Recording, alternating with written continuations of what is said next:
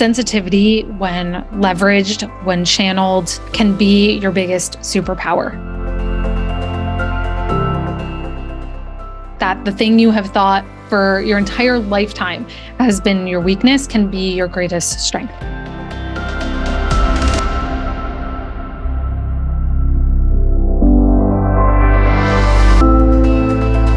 Hi, I'm Blake Schofield, founder and CEO of The Bridge to Fulfillment, mom to 3, USA Today top 10 professional coach, and former corporate executive who got tired of sacrificing my life for a comfortable paycheck.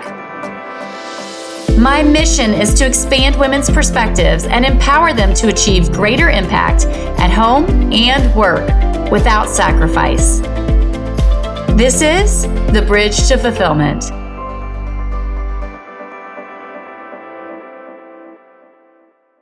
On today's episode of The Bridge to Fulfillment, I'm introducing you to my guest, Melody Wilding. She is the best-selling author of Trust Yourself, Stop Overthinking, and Channel Your Emotions for Success at Work. She was recently named one of Business Insider's most innovative coaches for her groundbreaking work on quote-unquote sensitive strivers. Her clients include CEOs, C-level executives, and managers at top Fortune 500 companies such as Google, Amazon, and JP Morgan, among others. Melody has been featured in the New York Times and Wall Street Journal and is a contributor to Harvard Business Review, Fast Company, Psychology Today, and Forbes. She's a licensed social worker with a master's from Columbia University and a professor of human behavior at Hunter College.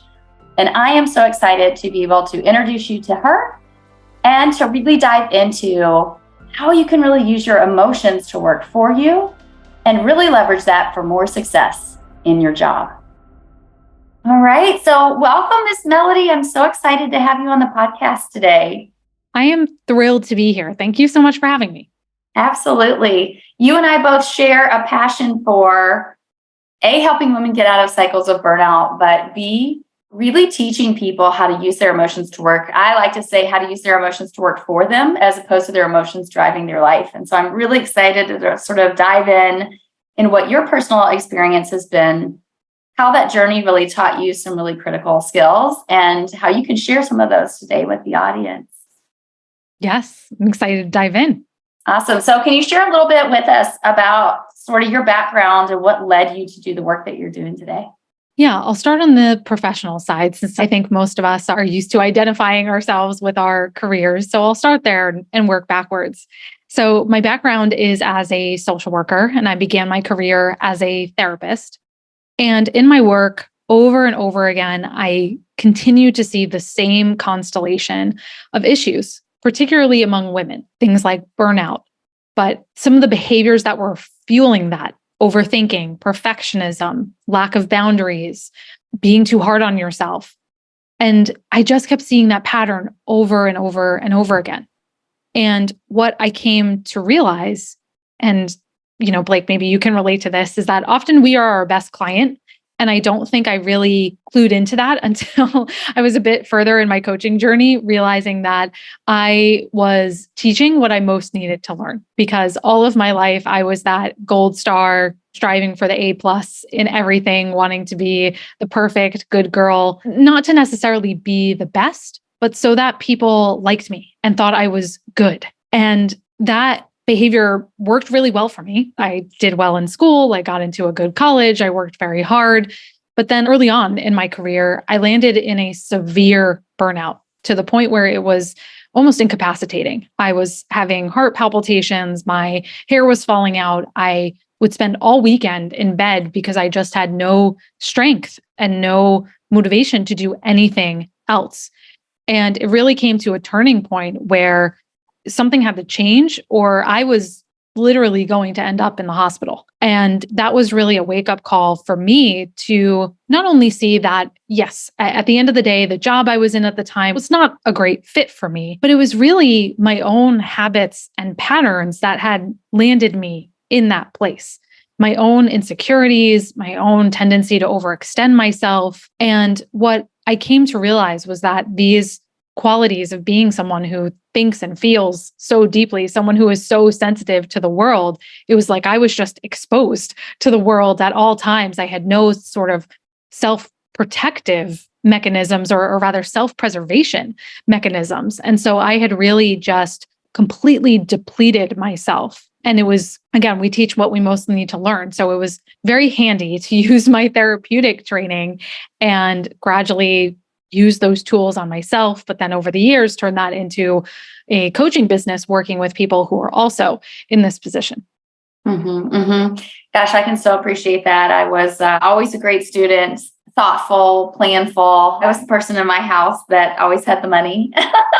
I would always save my money, right? All of the responsible things. It's funny. I had a coach once tell me that some people don't like the word responsible. I'm like, oh, I love the word responsible. To me, that was how I would have defined myself. And I went down a very similar path to yours in that my very first kiddo was born when I was 28. So I had been in the corporate world for 6 years. And I had been put in what I like to call like this guinea pig job. They had decided they were going to start this new career path, and I was the one that should do it. And it was a job I did not feel super well suited to. And I came back to that job, brand new boss, brand new job I've never done before. And within, I can't remember if it was a month or 2 months of maternity leave, I ended up getting shingles at 28.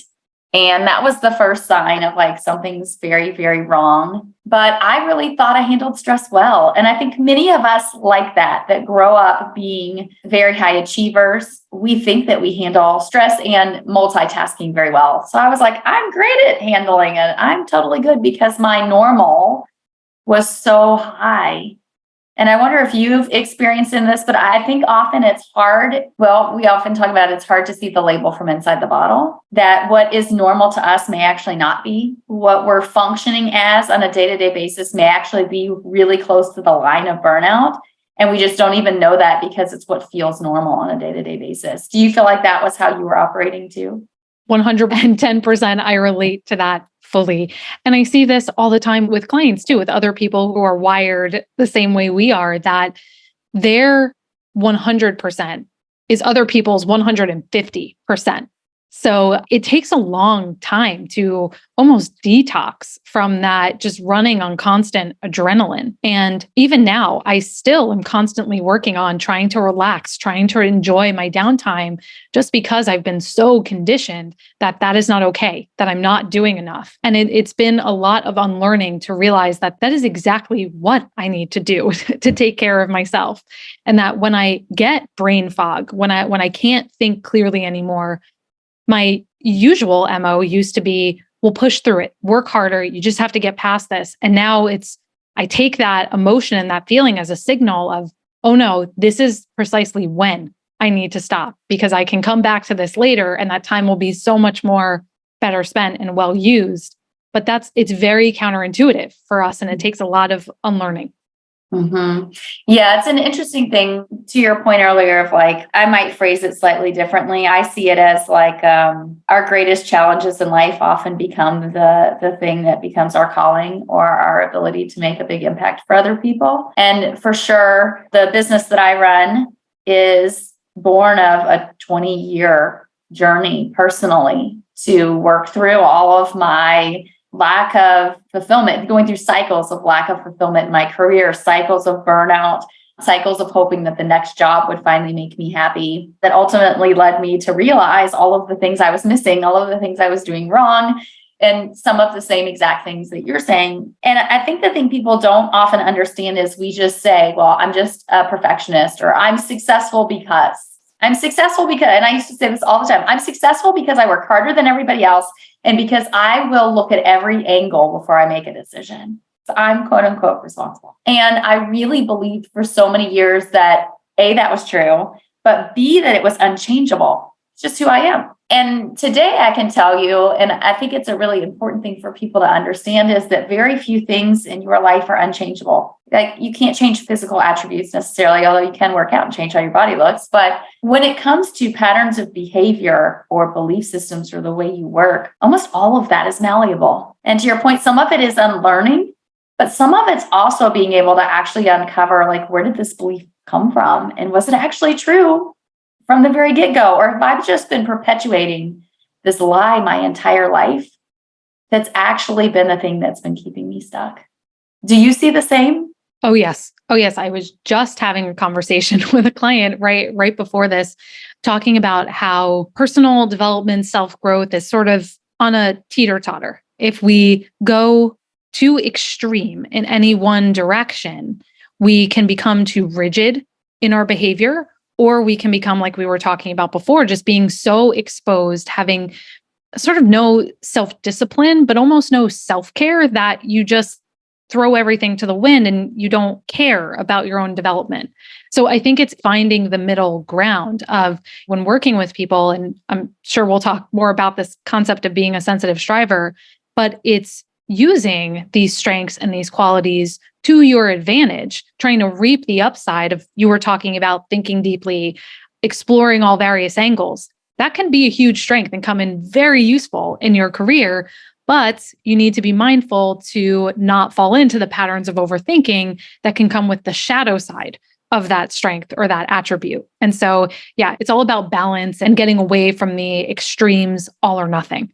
I love that. I often say your greatest strength is often your Achilles heel. Yes. Which is exactly what you're talking about, that there's a shadow side of everything if it's overused, and that there needs to be finding your own sense of harmony and balance is huge. And there's grace in that process too, that I think often as strivers or high achievers, we struggle to give ourselves, and yet it's the very thing that will enable us to be even more successful. You mentioned this term sensitive strivers. I'd love for you to share a little bit. What does that actually mean? And how do you know if you are one?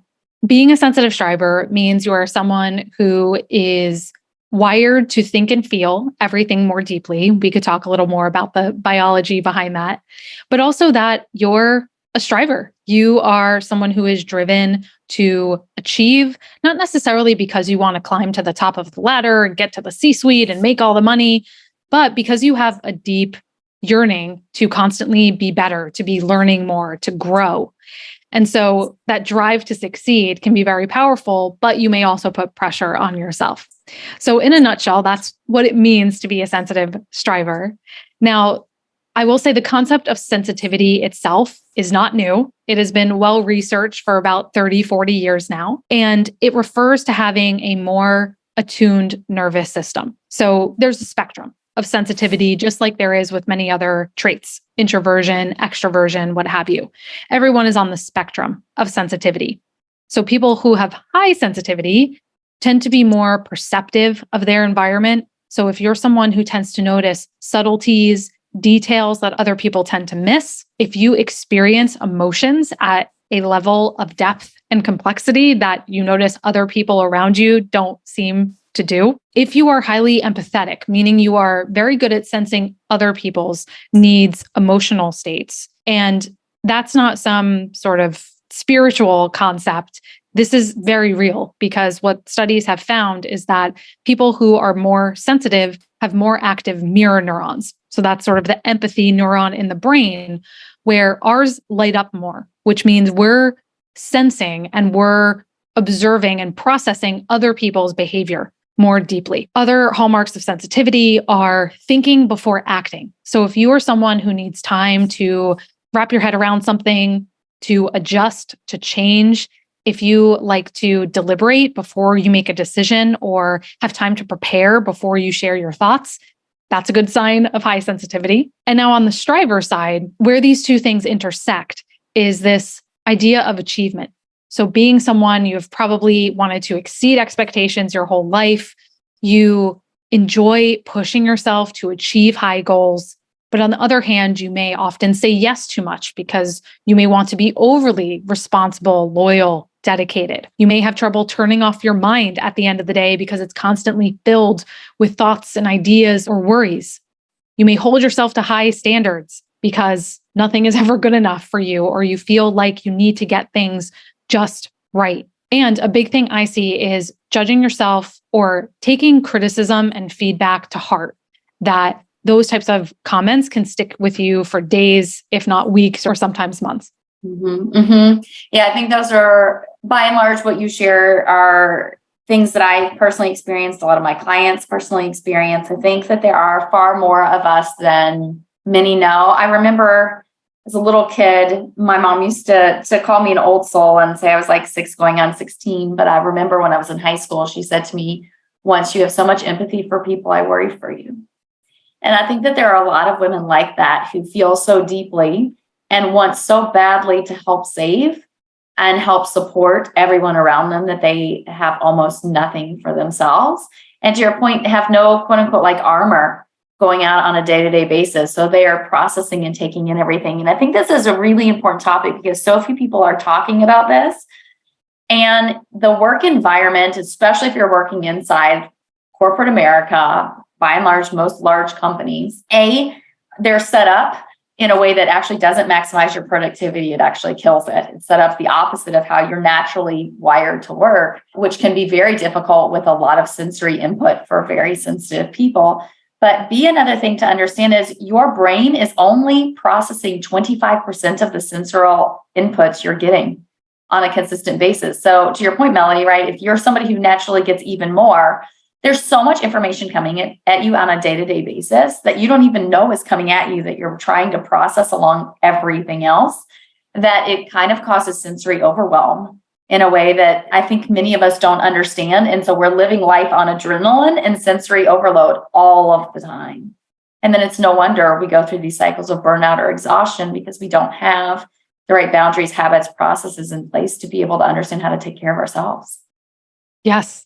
Yeah. And I actually call what you're referring to, I call this the honor roll hangover, because I find that conditioning, that be the good girl, get the A pluses, always strive for the gold star, that sort of conditioning, that honor roll mentality follows us into our careers, where we want to check all the right boxes. We want to make everyone happy in the workplace. And it may have served us at one time, but it starts to take a toll. Like you were saying, always living on that constant adrenaline.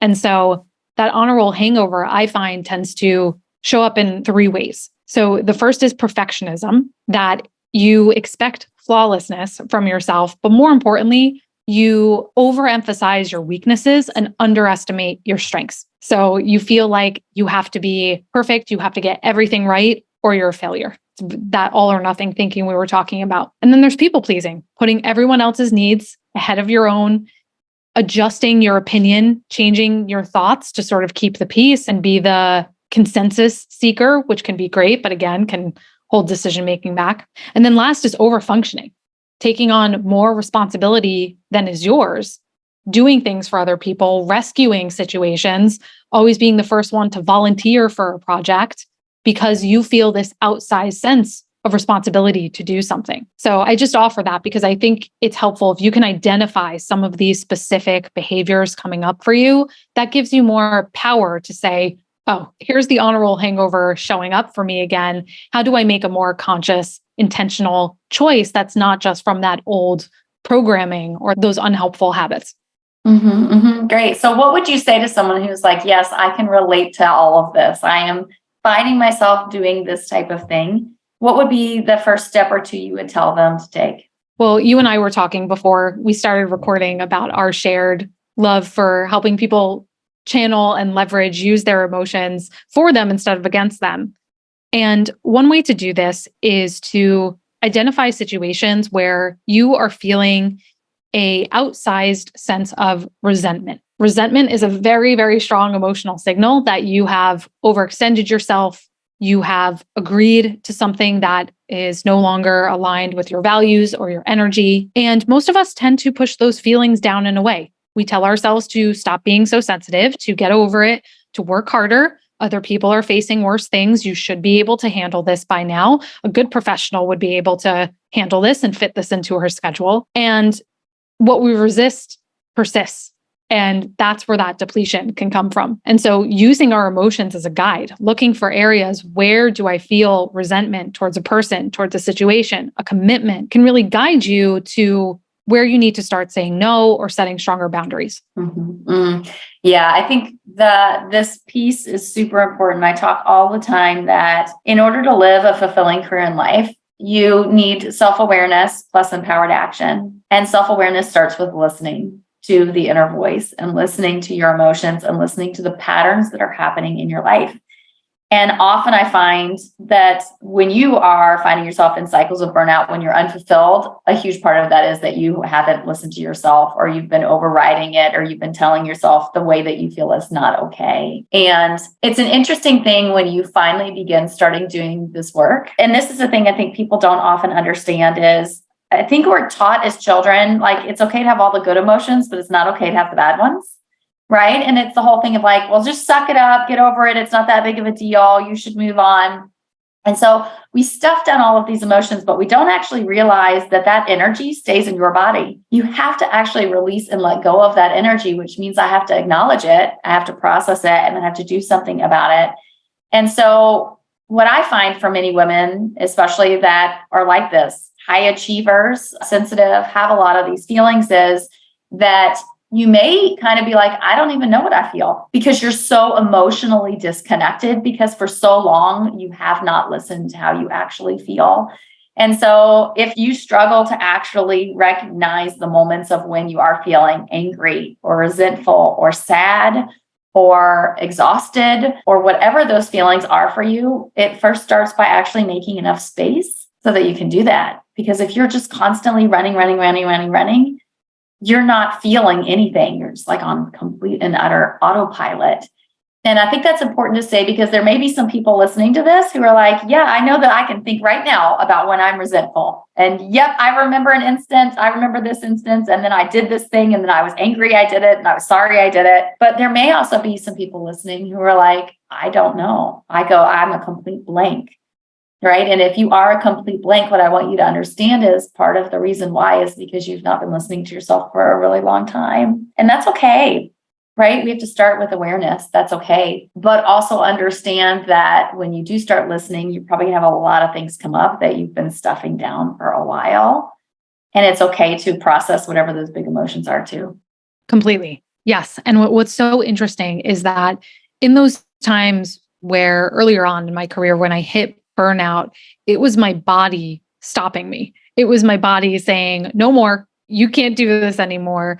And even now, when I notice I'm starting to get to that point, things show up for me physically. I get a lot of tightness in my hips, for example, or my shoulders. And we hold those emotions in your body, which is why, just as you're saying, we have to move through them to get past them.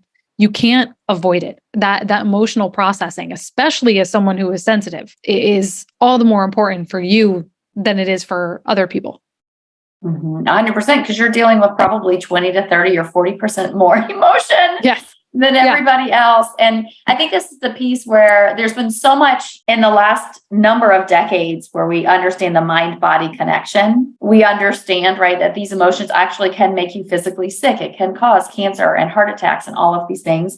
But I think for those of us who are a little bit older, who grew up in environments that were not so focused on mental health or emotional intelligence or some of these things, that certainly there wasn't a lot of discussion about that when I was a kid growing up, or even in my first 15 years of corporate work. Sometimes we don't connect the dots between all of these things to understand. So I love that you said it also comes in your body, because I think that's really important. I can tell you, actually, the majority of my time when I worked in corporate, I had these humongous knots on the back of my neck, because that's where I hold all of my stress and tension. And it would be so bad, Melody. I would literally go to a massage place and they would not be able to get them out. They're like, these are some of the worst knots I've ever seen. I have to go multiple times and they could not get them out. And it had become my normal. Well, that's just the way that it is, right? And it was all signs and symptoms that the level of stress I was carrying on a day-to-day basis was not okay, but it was my normal. And so I just had accepted it. And I venture to bet that every single person listening right now has something that they've just accepted as normal. Some physical pain, some ailment, some emotion that they don't like dealing with, something they're doing on a week-to-week basis that doesn't feel good. And part of this process of being able to truly create more of what you want in your life is to stop tolerating the stuff that's no longer working for you. And to your point, to appreciate the gift that you've been given. So I'm interested to hear your perspective, Melody. Obviously, you're a sensitive striver. This is how you came and learned this about yourself. How have you been able to learn how to use your ability to recognize and understand your emotions and other people's emotions? How have you used that and really turned it around to be your superpower? Such a great question. And I will say it's a continuing journey. Again, I wrote a book called Trust Yourself, and I think I took myself on that on a journey while doing that. A big part of it has been learning to re-listen to myself. So you were talking about that inner voice. And I think for many of us, our inner voice is a inner mean girl, is very highly critical. But what I had realized is that I had totally lost that sense of intuition. I was outsourcing all of my decisions, all of my confidence to other people. If I had a decision to make, it was, well, what do you think? What are other people doing? Before really discerning, what did I actually want here? And that gets back to what you were saying earlier about we don't ever stop. We're just on such autopilot. We are, and I'll speak for myself here, that I was so externally oriented that I had really shut down all of those positive internal systems. So especially running a business now where I'm really the sole decision maker for almost everything, I really had to re-strengthen that sense of intuition, that hunch, that gut, that deeper knowing about the direction, the vision for the company, who we work with, how we work with them. And I think intuition tends to get a bad rap as being very woo-woo and soft. But it's really the culmination of all of your experiences. It's sort of that very quick decision making that pulls from all of that deep knowledge and wisdom that you have so you can quickly make an assessment about a situation. And I've really had to rely on that much more. I love hearing you say that, because to me, one of the greatest gifts we can have is to understand who we are as people, understand our inherent strengths, the value that we bring to the world and the people around us, and to be able to trust and make decisions from our own inner compass is huge. Because when you realize that, it reminds me of the old Wizard of Oz saying, "You always had the power, my dear, you just didn't know it."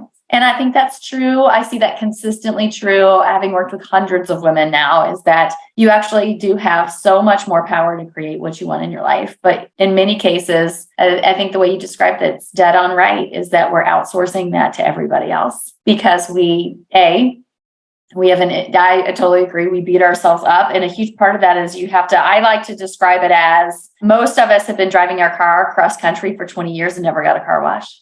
You have to clean the windshield.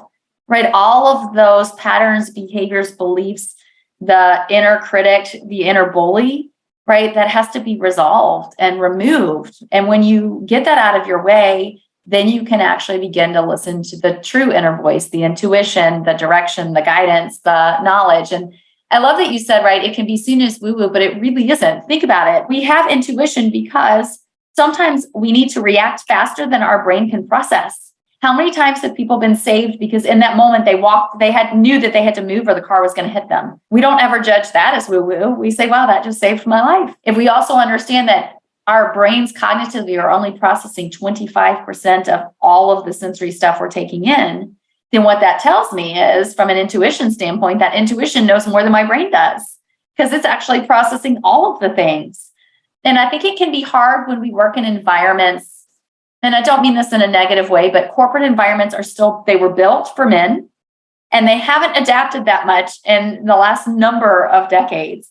And so I think often as women, we get told when we believe something is right, well, you need to prove it. You need to have all this data and you need to X, Y, Z. And so part of that sometimes teaches us, I can't trust my intuition. Instead of saying, I can trust my intuition, how do I just come up with some facts to be able to corroborate it, as opposed to saying intuition is not right or not good enough and I have to only rely on data.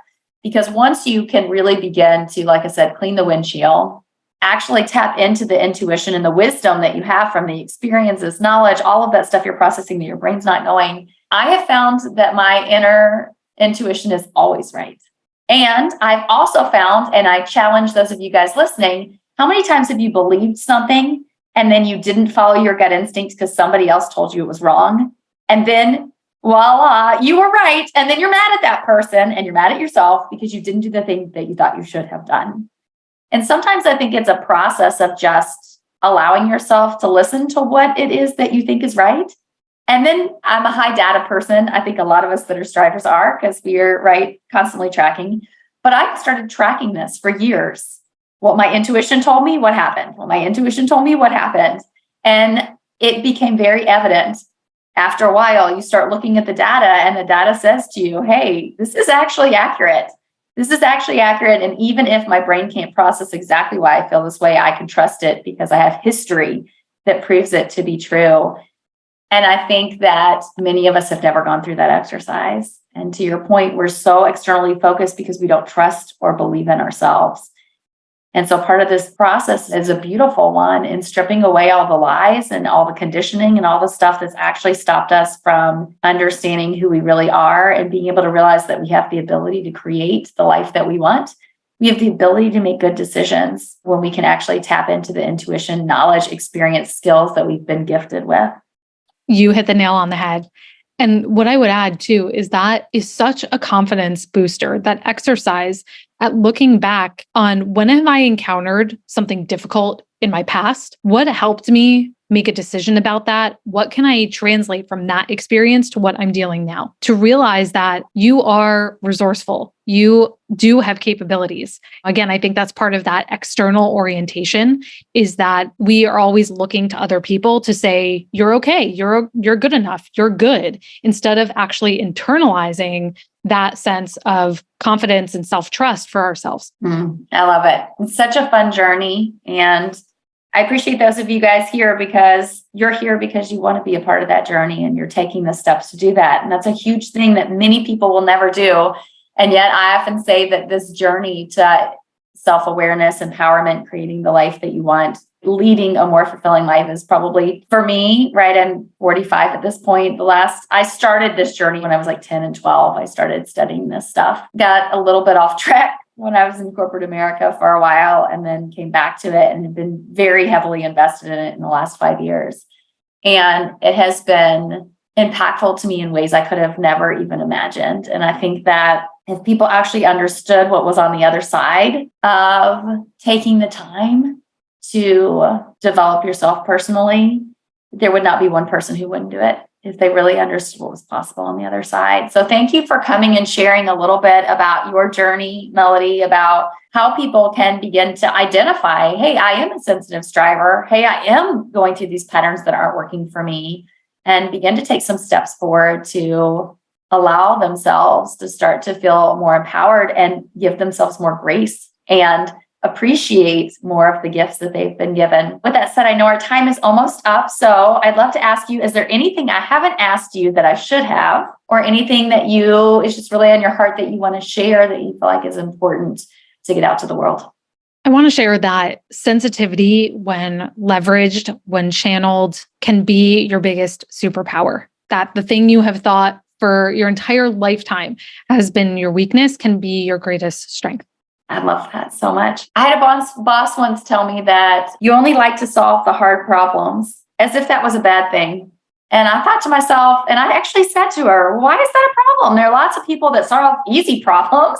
There are a whole lot less people that can solve hard ones. And I think that many times the messages other people are giving us, we maybe misinterpret. And I know for those of us that are really sensitive, often we're told that you need to be less sensitive and you need to care less. And why are you emotional about that commercial or that movie? I don't know about anybody else, so I totally will cry about all of that stuff.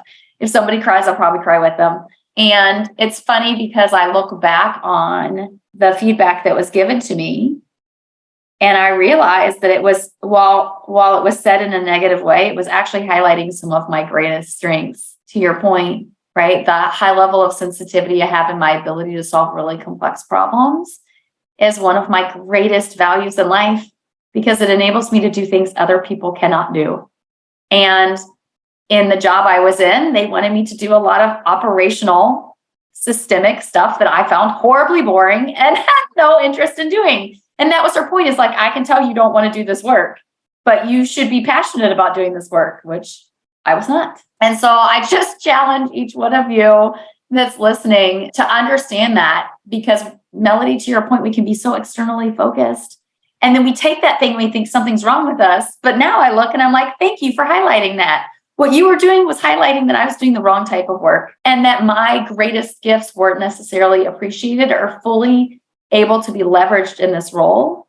And so if you have somebody tell you that you're too sensitive and you should X, Y, Z, maybe it's an opportunity to say, thank you for saying that to me, because maybe I'm just in the wrong place or doing the wrong thing. Or maybe I'm just not using this as a superpower when it really is. And those of us that have sensitivity and have this capability, we have the opportunity to use this to change people's lives, to build amazing teams, to be able to identify where things are going off the rails really early, to be able to direct the path of organizations, businesses, goals in ways that people who don't take in that input completely miss. And it's a beautiful gift when you understand, appreciate it, and then begin to say, how can I use this to my advantage? So thank you so much for coming to share. I really appreciate you and everything that you bring. Melanie, if people want to connect with you or learn more about the work that you do, how can they find you? You can find me at melodywilding.com. You can find my book, Trust Yourself, wherever books are sold. And if you would like a free chapter, you can just head to melodywilding.com/chapter. Wonderful.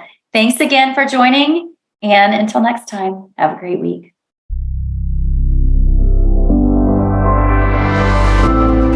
Thanks for joining me today.